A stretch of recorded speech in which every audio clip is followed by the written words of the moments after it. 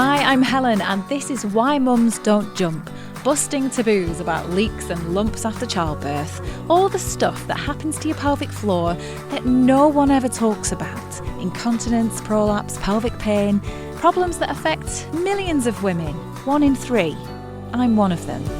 I have a prolapse. My pelvic organs fell out of place after the birth of my second child 5 years ago. And if you told me then I'd be speaking about this stuff out loud, I would have told you to give your head a wobble. Hi, welcome to episode 4.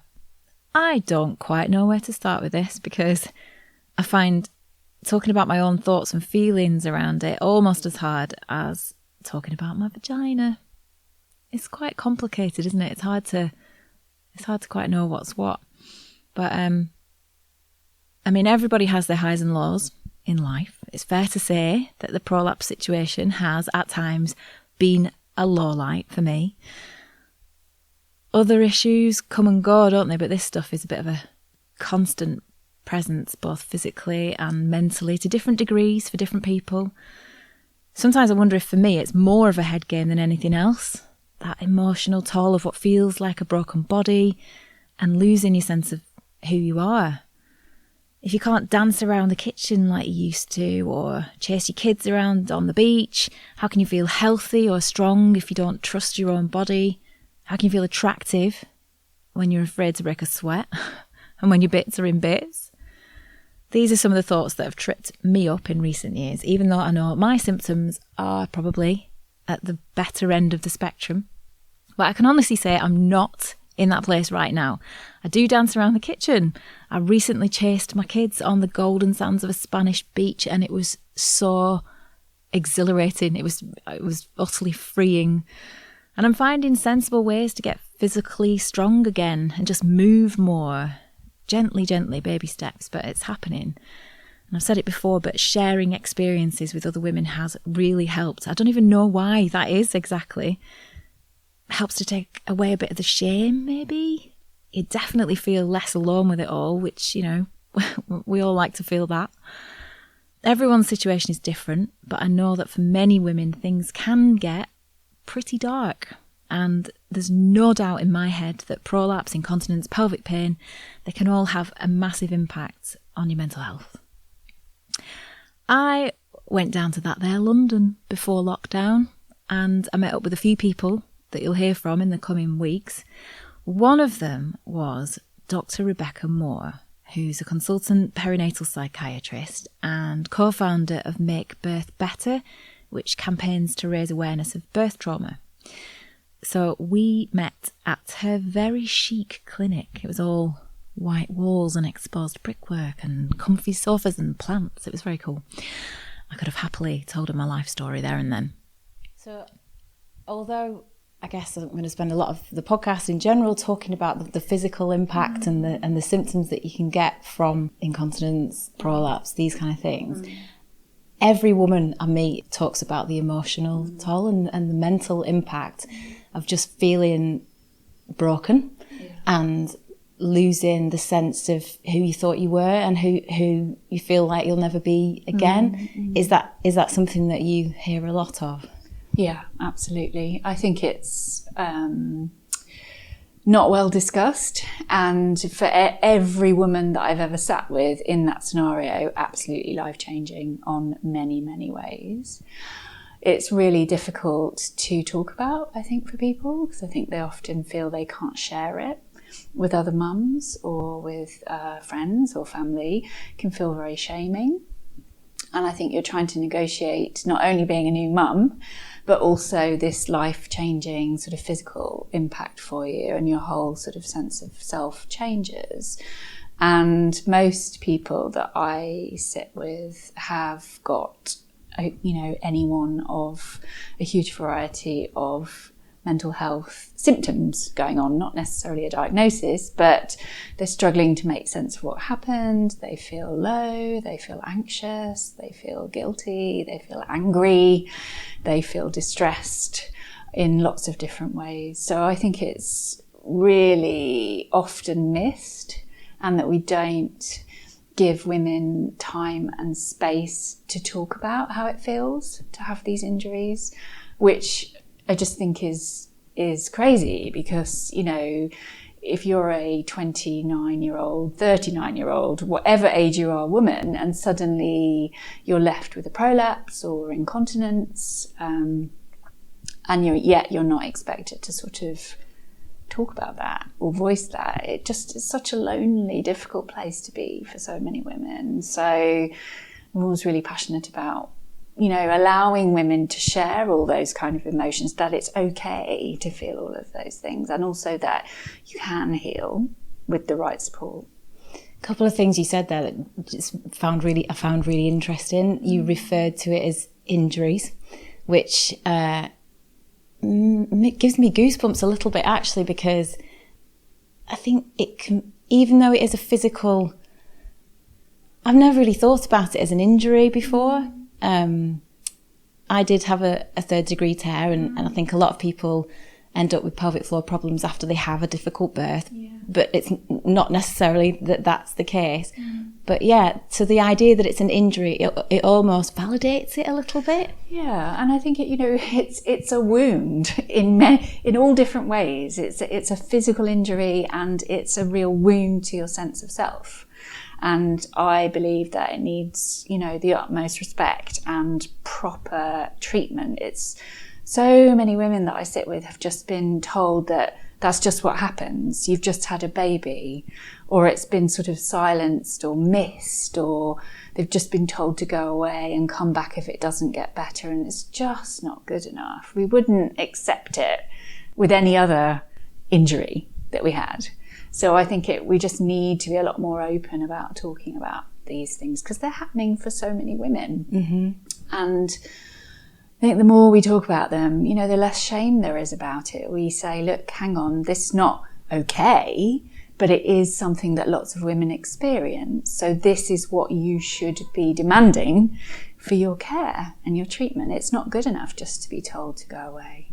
And I think that point as well about people finding it difficult to talk about, and the stigma and the embarrassment and the shame and all of those things magnify the mental impacts of it as well, because it's good to talk, isn't it? We know that. And if you can't, or you don't feel like it's almost, you know, a legitimate enough problem, if you're just told this is childbirth, get on with it, then it is sort of going to fester, isn't it?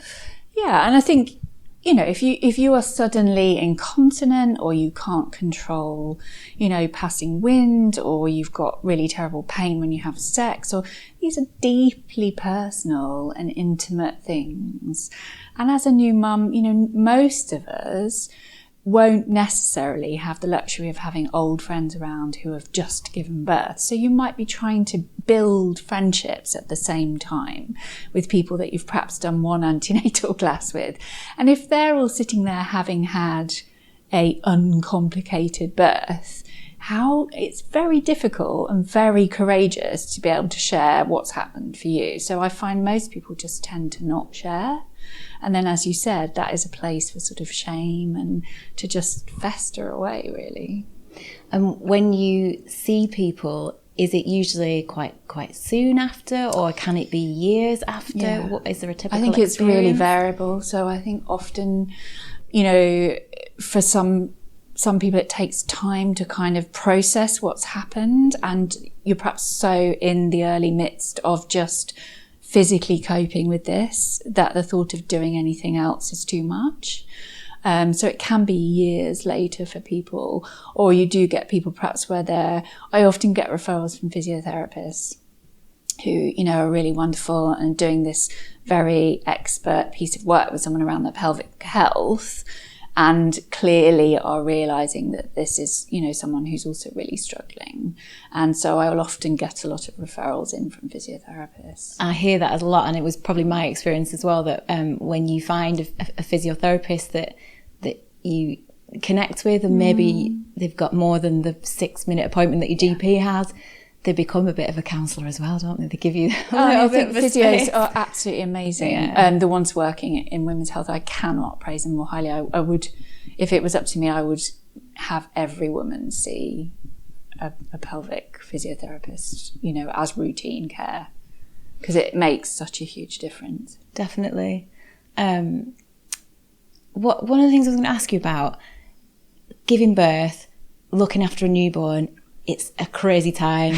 Hormones are all over the place. We know about the baby blues. How do you process, like, how do you know where the normal stuff ends and something more serious is going on in terms of mental health? Yeah. So again, I think it is really difficult. It's difficult to tease out, you know, what's due to being exhausted, what's due to perhaps being lonely and not seeing anybody all day. And really it comes down to how often things are happening and the impact they're having. So, you know, we've all had a terrible day as a new mum where everything goes wrong. You cry all day, or you feel angry and you smash everything. And, you know, it just, every single one of us have had that day as a new mum. But if that is happening every day for most of the day, for weeks and months, then it's starting to become something different. And that might be, you know, your mood's really low, or you feel really anxious all the time. You can't get out the house, you can't sleep at all, even if baby's asleep, or you feel angry all the time, or you're kind of intrusively worrying and thinking. So if that's happening most days, you know, all the time for you, then I think that is something different to us all having bad days. Mm-hmm. Obviously, the things that we're talking about, incontinence, pelvic pain, prolapse, they can be improved over time, but in many cases it will be something that you have to sort of live with rather than something that can be cured. How do you manage your mental health over the long term, I suppose? Is it a case of you sort of start talking about it and then, I don't know, how do you? Well, I think it has to be a sort of bespoke treatment for each woman. So first of all, you've got to really hear her story from start to finish. And often nobody would have done that. So, you know, that might take 2 hours and you hear it all, the good, the bad, the angry. You know, you have to sit and hear that and really validate that for somebody. And then it's about really mapping out a plan for each woman. So yeah, you have to be realistic that, you know, I can't necessarily take away all of those physical symptoms, but there are so many things that you can do that will help you going forward. So it might be that, you know, you have therapy, so you have a space to process it and learn how to cope and learn some practical skills around just managing those feelings day to day. It might be that you want to take medication. You know, if you've got a really severe depression, say, that's really impacting on you, then it might be that medication might help as well. It might be about working, you know, clearly with a physio as well. There might be dietary things you do. There might be supplements you take. There might be meditation. You know, there's a whole host of different things. And I think, you know, what I feel is that we need to offer women all these choices. So it's not good enough to just say, here's a prescription, or go and self-refer yourself for therapy and wait for 7 months. You need to map out, look, there are all these individual things that actually, if you add them all in, can really ease things, not cure always, but make things seem better. And I suppose the other thing is sort of really involving the partner as well, because I think often they get really missed out of this equation. That's a really good point. And, you know, there are invariably difficulties with sex, with intimacy, with relationships. That is a sort of another layer of stress and understandable worry. So we've got to get better at thinking about the whole family and how they need support rather, of course, mum, but the whole family matters as well. And how good do you think we are in the UK at the moment at doing all that? I mean, you know, we know the NHS is just massively stretched, isn't it? So I think, you know, there are pockets of places that are absolutely astonishing, but most women, I think, would tell a story of not that good or patchy. So one bit might work really well, but not all. I think the difficulty for me is that I feel women are often left to kind of source and create their own treatment plan. when they are struggling and tired and exhausted and low. And of course, then it's really hard to do that. So, we should be leading that. We should be supporting women, not asking them to do that themselves. So I think a common story I hear is women being on waiting lists for a very long period of time, or not really fitting the remit for services and feeling it wasn't quite the treatment they wanted, or women have ended up paying for things privately, which, is hugely expensive and not everybody can do that. So very variable, I think. And I think it's really confusing for women because sometimes they might be referred for physio, sometimes they see a urogynecologist. It's not a sort of uniform response. And even, when women talk about having had an expert gynecology review, I find that what each person has been told is very variable. So it just seems very chaotic, I think, for a lot of people. It does sort of feel like an area of health where, as a member of the public, I had no understanding. I had never even heard of a prolapse before it happened to me. I already had a child by that point by cesarean section, and the pelvic floor, I barely knew what that was.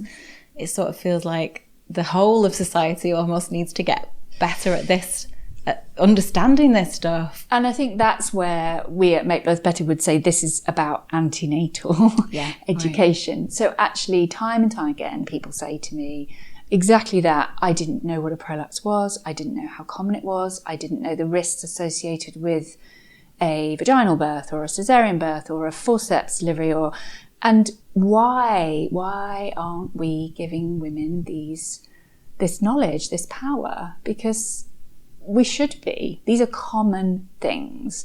You should not be having this happen without anybody discussing it. I had one woman who said to me, I did so much research antenatally because I wanted to feel really empowered and really in control. And I read all kinds of different sources of material, and not once did I read about a prolapse.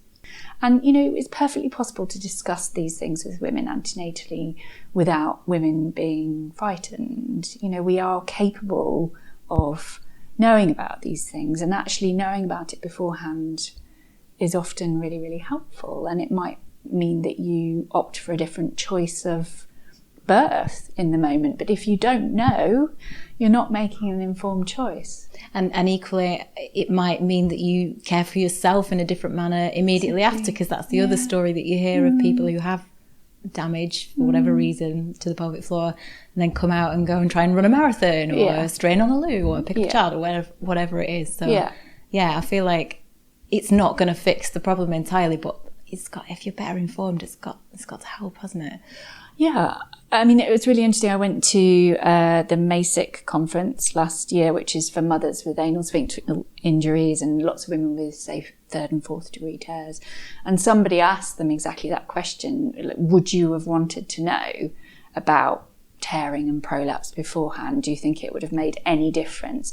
And all of them said yes, they would have wanted to know, that it still, would have been important to know and could have actually been really helpful to have known that this could happen. Yeah, I think, and the more we talk about it, the more we break down those stigmas, the more people just understand it. It becomes part of the language. We know how to ask for help and what's going on. Exactly. Maybe then there's more of a focus on it, and maybe we can find better solutions for it and all of that stuff. I guess just thinking about women who might be listening to this who are quite new to this whole experience, what advice would you have for them? Obviously, I wish I could bring them all here and sit them on that sofa next to you. How do they get to see you? What would you say to them? Yeah, I think you have to be really courageous in that first step, don't you? Because you've got to let somebody know what's happening for you, and that feels really scary. And lots of women never disclose these kind of things because they're worried that they'll be judged or seen as a bad mum, or that their baby will be taken away from them. And I really want to try and reassure women that that is not the case, that the focus on anybody working in the perinatal field is about supporting you to be as well as possible. So for most women in the UK, that's going to be with your GP, because that is the point of access for NHS services for sure. Now, I know that that can be very variable for women, that some GPs are wonderful, some are not. So it's about, if you have a connection with a GP, great. If there's somebody in a surgery that you think has a perinatal focus or is listed as having an expertise in postnatal care, perhaps try and see them specifically. Take somebody with you to advocate for you. If you can't say it, write it down, and ask for a double appointment if you can, so that you've got space to try and get it out, what you want to say. And although it can be really difficult, if you don't get the response you feel you deserve, go back, see somebody else. Don't accept that as good enough. And I think that is the route. For most women, sometimes it might be a very good health visitor. You can self-refer for therapy in many places, but again, it's very variable. There are often long waiting lists. If you have the luxury of having health insurance or being able to pay for something privately, then clearly that, means you can cherry pick your person that's a real expert in your area, and you can often see people a lot quicker. But for most people, it's GP. And I think you just have to, really think about beforehand when you go in, what you're experiencing and what you want. And do not be afraid to ask for that. Do not be afraid to say, I really think I need some physio, or this is what I would like to happen, because that's not you being awkward. That is what you deserve. Mm-hmm. And there is hope, isn't it? I mean, you must see absolutely. Women coming in bits and eventually leave in a much better place. Yeah, I mean, I think the thing with all of these injuries is they take time. I wish they didn't for the woman going through it, but they do take some time to heal, I think, physically and mentally. And you have to be kind to yourself during that process, and small steps are still steps. So you have to be realistic, because you're also trying to be a new mum and coping with sleep deprivation. But, setting small goals, you will get better, but you need to be gentle with yourself in that process. And you really need somebody who's going to walk with you through it. Because there really is no substitute for that. And whether that be a professional or a family member or your partner, but that can constantly be checking in with you and seeing how things are. And just to know that there are, 100 different ways to heal, and you're entitled to pick the ones that feel right for you. I love that idea. A whole range of ways to feel better, and you have the right to choose. Try one thing, try another. And the point about pelvic floor dysfunction being an injury, I found really empowering. It's not a failing. Maybe more like an unfortunate event, a setback, but not a total loss. I don't know. Lots to think about. If any of this resonates, I have tried to pull together a few links on my website that might be useful, so check that out. Make Birth Better is on there. You can also follow Rebecca on Instagram at Dr. Rebecca Moore. In the next episode, I'll be speaking to the kick-ass writer Luce Brecht, who's about to publish a book about her experience of incontinence, so listen out for that. This podcast is not intended as medical advice, so please seek your own professional help and get involved. Subscribe. I love it when you tell me what you think. Please spread the word, tell a friend, or spam a WhatsApp group. Write a review on iTunes. Let's end the stigma. You've been listening to Why Mums Don't Jump with me, Helen Ledwick. You can find me on Instagram at whymumsdon'tjump or online at whymumsdon'tjump.com. Bye for now.